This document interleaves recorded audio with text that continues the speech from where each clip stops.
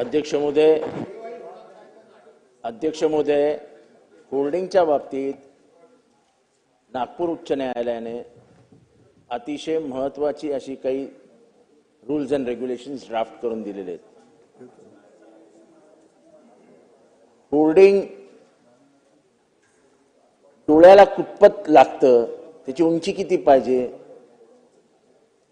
हे जे टीव्ही आहेत त्याला परमिशनच नाही, हे जे ब्राईट कलर्स आहेत त्याच्याने ड्रायव्हर्सचे डोळे डिस्ट्रॅक्ट होतात, असं सगळं हायकोर्टाचं म्हणणं आहे.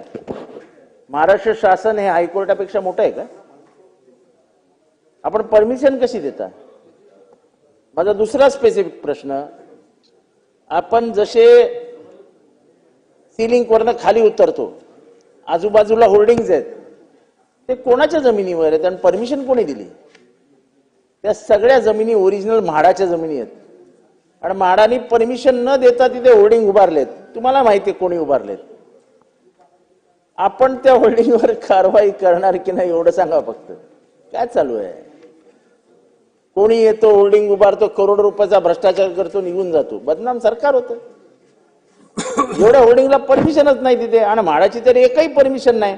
मग म्हाडाची परमिशन नसताना तिथे होल्डिंग उभे राहिले कसे? माझं खास करून ऑब्जेक्शन आहे, टीव्ही लावतायत ना त्या याच्याने एखादा मोठा अपघात होईल. कारण का उच्च न्यायालयाने, नागपूर उच्च न्यायालयाने एका होल्डिंगच्या केसमध्ये सांगितलं की इंडियन होल्डिंग काँग्रेस नावाचं एक रूल्स अँड रेग्युलेशनची पुस्तिका